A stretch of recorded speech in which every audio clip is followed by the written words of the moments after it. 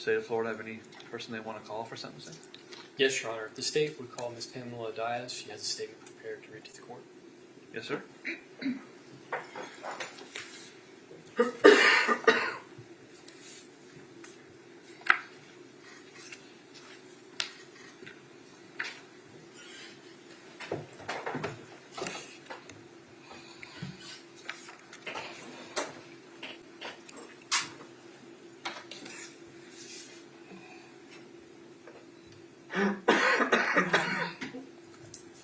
My name is Pamela Diaz. I am the mother of Ajike Owens, who was shot and killed by Susan Lorincz. I stand before you with the burden of articulating and conveying the depth of our grief and the trauma that Susan Lorincz inflicted on our lives. And to also share the devastating impact that Susan caused when she fatally shot my daughter, Ajike Owens, on June 2nd of 2023. It is virtually impossible to convey all of the ways Susan has devastated our lives. But I'm going to try and convey some of the most impactful ways. My baby girl, my only daughter, Ajike Owens, whom I gave life to, is gone forever. Susan Lorincz took her life at the age of 35 years old. I stand before you not only mourning the loss of my daughter, but also the loss of our hopes, dreams, and the future that we often spoke of. Our plans and promises to one another as mother and daughter will never come to light. They all died the night Susan Lorincz killed my daughter. There's no greater pain than to bury your child. Mere words can never fully explain this type of pain. No one knows the heartache that I endure unless they too have lost a child in this manner. The gnawing at my heart and the unending pain keeps me up every night. I lay in bed wondering, what was those last moments? What were the last moments? What were those last moments like for Ajike when she realized she had been shot in the chest by Susan? I think about what she was thinking when she was lying face down on the ground, fighting for her life, fighting to stay alive for her 4 children. Then I think about the sheer terror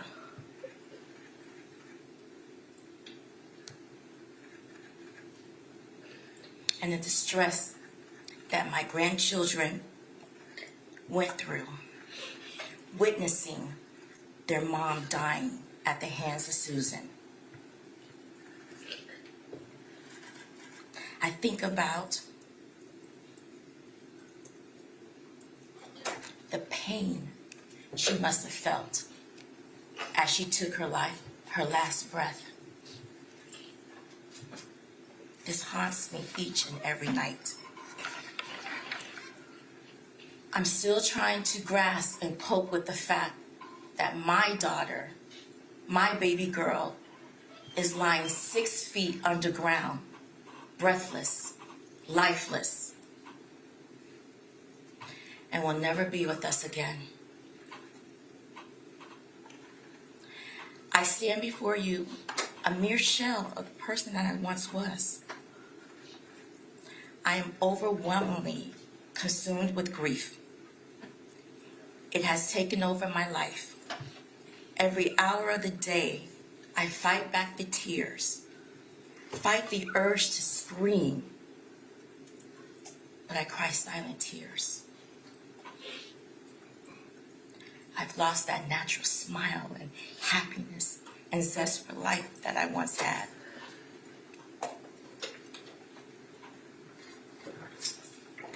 My relationships are not what they used to be with my friends and family. I feel isolated in my suffering. New relationships formed will never know the real Pam. They've met the Pam in death, not Pam in life. That Pam is gone forever.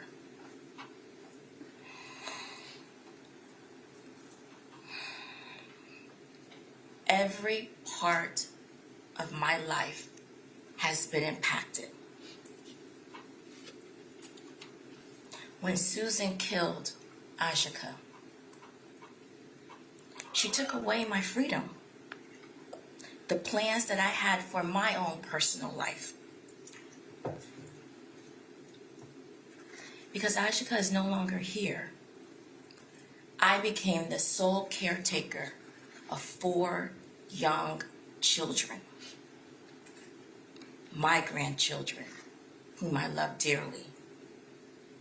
I relocated from my home, from another state. I was forced to resign from a career that I loved as a flight attendant, where I was traveling the world, happy. I lost time from work, and I still struggle to maintain the ability, the mental capacity to concentrate and maintain employment.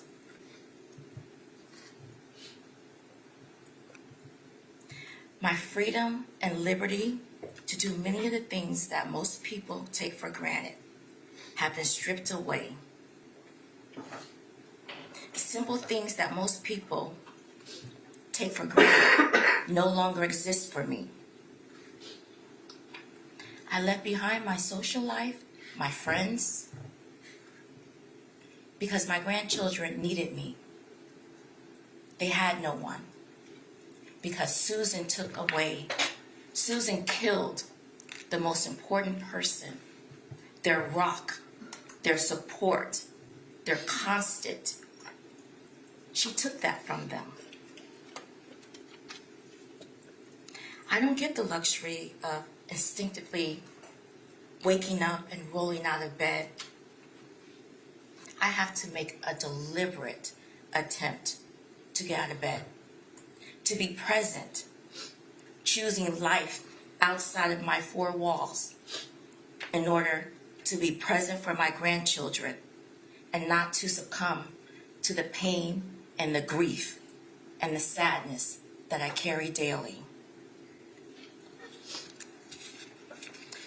As you can imagine, this is an enormously difficult time for our family. I am faced with the challenge of meeting the needs of the children alongside my own emotional and everyday needs. I worry for them. I worry for the future of my grandchildren. I wasn't financially prepared to raise children at this stage of my life. Susan took away their vibrant young mother. Now they have their grandmother raising them. I stress over what life will be like for them if something were to happen to me. Who's going to care for them? Who will support them? Will they become a burden of the state? Susan took emotional and financial stability from the children. I was a lifeline for our family. I offer support. It's now me alone who has to shoulder the responsibility of their well-being. There is not a day, not an hour that I do not mourn for my daughter. But I also mourn for my grandchildren. I weep for them. Every tear from my eyes is for Titus, Africa, Israel, and Isaac. I see the pain in their eyes, even when they seem like they're happy. I recognize it because I carry that same pain. Our true essence and being of who we once were is gone forever. But we put on a brave face to face the world. But on the inside, we're hurting with a pain that will never, never go away. There is a hole in our heart that will never mend.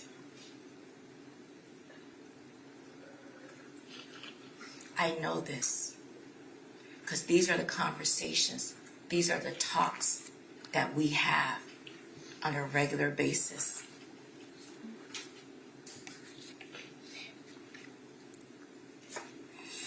No one can fully understand the turmoil, the gravity of Susan killing my daughter. Susan killing Isaac, Israel, Africa, and Titus's mother. Susan destroyed our family. She destroyed our family. She killed our family. The children are left with a lifetime of scars. Not 5 years, not 10 years, not 20 years, not 30 years, a lifetime of scars and trauma. It's unfair and it's not right. It's not fair and it's not right that these 4 babies who are still in the early years of their development have to endure such complex and massive trauma. Witnessing their mother shot and killed by Susan. The frenzy of having to go from door to door to seek help that ultimately would not have saved their mother. Then burying their mother at the ages of 3, 7, 9, and 12. 4 children, 3, 7, 9, and 12, buried their mother because Susan Lorincz shot and killed their mother through a locked metal door.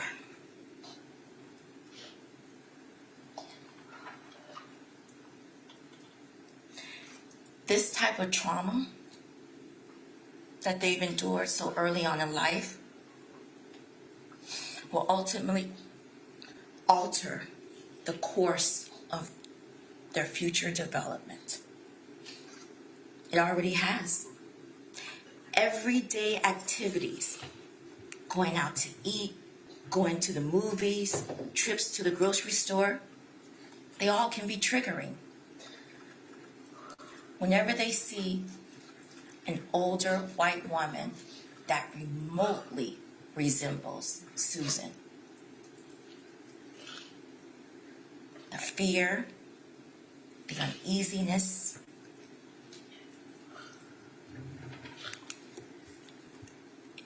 it immediately takes over. They become afraid and they feel unsafe. Young children should not have to live like this. But Susan single-handedly instilled this fear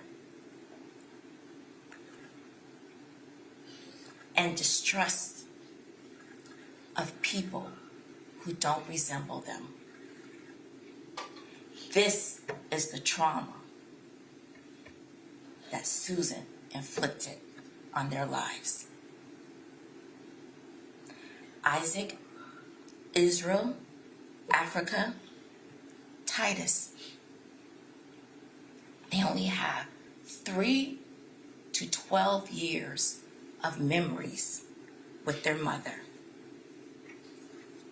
Titus, the baby, his memory will ultimately fade. The reality is that he will more than likely never remember his mother.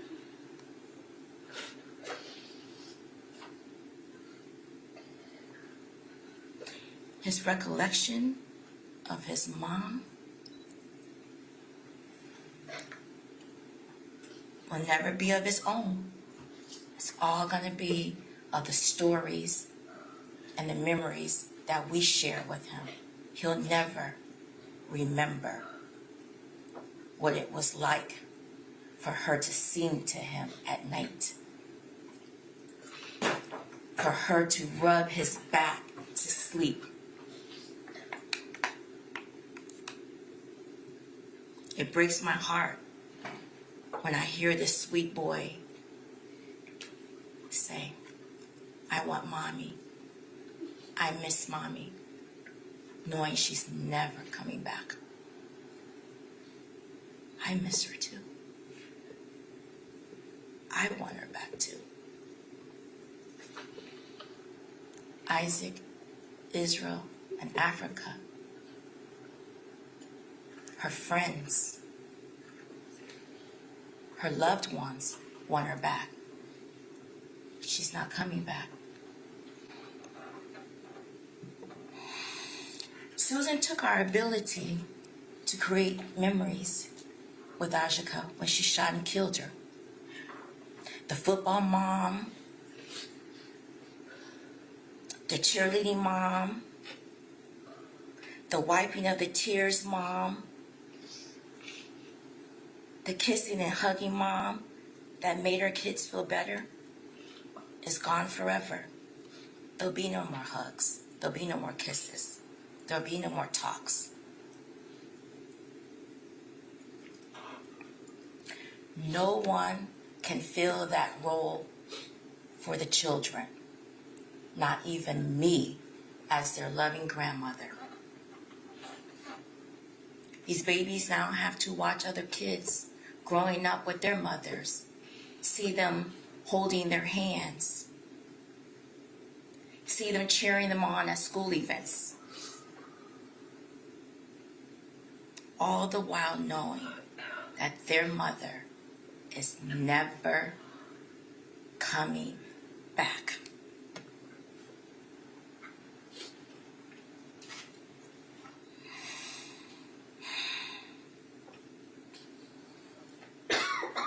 Every second Sunday in May, Mother's Day, is now a reminder of what they've lost, of what they no longer have.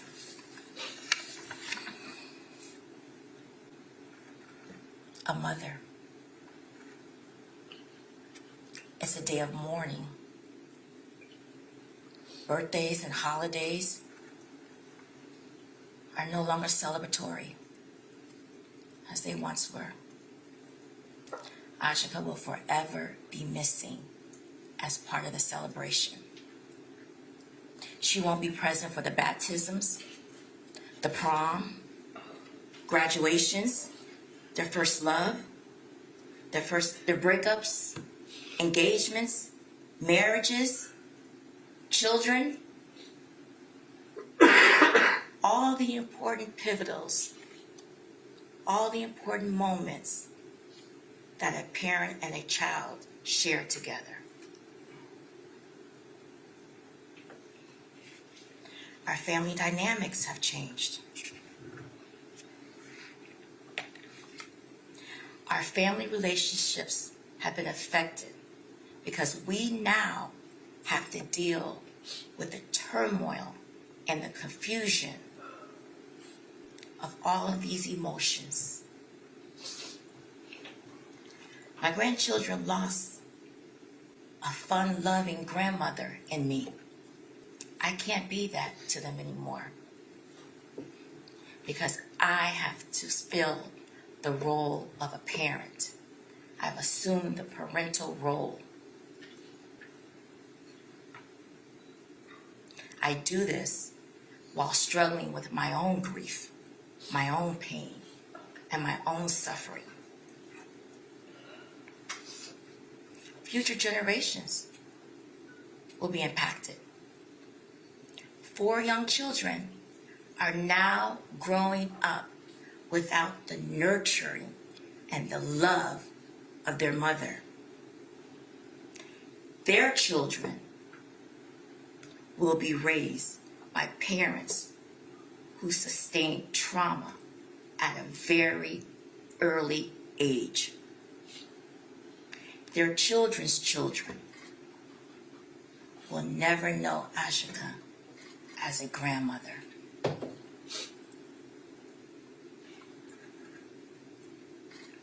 Ajike was a beloved daughter, sister, aunt, and friend to many.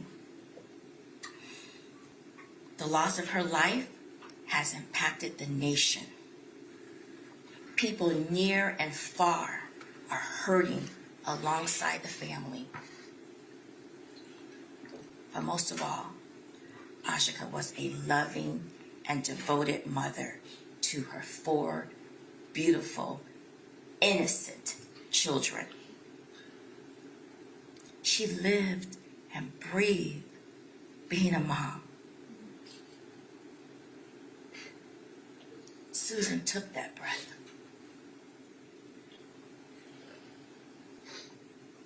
So we all know being a mother doesn't end at age 18 or 21. Children need their mother well into adulthood. But Susan's reckless act of manslaughter rendered my 4 grandchildren motherless. Sadly, Titus, Africa, Israel, Isaac have to live their remaining lives as a motherless child. A motherless child. I stand before you not as a brave and courageous mother, not as a strong grandmother.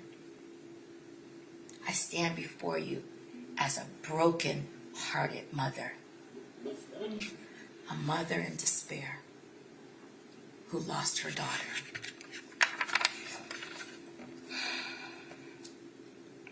I stand before you as an advocate for Isaac, Israel, Africa, and Titus. I stand before you for our future generations to come. Our pain and suffering didn't end when we buried Ajike. Our pain and suffering didn't end when Susan was found guilty of manslaughter. Our pain and suffering won't end with today's sentencing. Our pain and suffering will last a lifetime. A lifetime. Ajike died protecting her children from Susan Lorincz. Susan antagonized the children for years. She belittled them. She berated them. Her heinous act showed she doesn't have respect for the law. She doesn't have respect for law enforcement. Within 2 minutes of law enforcement on the way, Susan knew they were en route. Susan made the hateful act. She chose the hateful act of shooting Ajike who was unarmed, through a locked metal door. A single mother of 4. Susan was safe and secure in her home with law enforcement en route. She was not in danger. But Susan chose to shoot and kill. Many are saddened. I'm saddened. The children are saddened. I miss my daughter. The children miss their mom. Friends, loved ones miss Ajike. We loved her, and she loved us. We will carry this feeling of pain and loss for the remainder of our lives. Susan killed Ajike. Ajike is never coming back. This was the ultimate tragedy. And there's nothing more devastating than the loss of Ajike that should have never, ever happened. Susan hasn't shown remorse for shooting Ajike. She has not shown remorse for killing Ajike. She has not shown remorse for leaving 4 children motherless. From the onset of the proceedings, Susan was bold and brazen. When the guilty verdict was read, Susan shrugged her shoulders as to say, oh well. If she showed a modicum of remorse, it was not for Ajike. It was not for my 4 grandchildren. It was for her own selfish reasons. Susan Louise Lorincz was unanimously found guilty of manslaughter by use of a firearm by a jury of her peers for shooting Ajike through a locked metal door. For the pain, the suffering,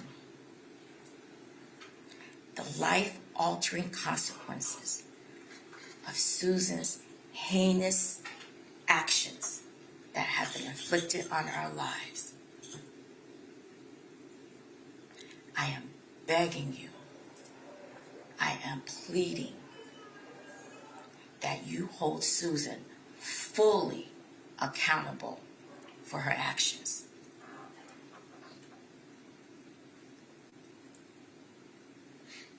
Four motherless children lives. 4 motherless children's future depend on it. Susan doesn't deserve any leniency. There is no getting back of life. Someone is dead. A mother, a daughter is dead forever. And that is the reality that we must live with forever. Thank you. Thank you very much, ma'am.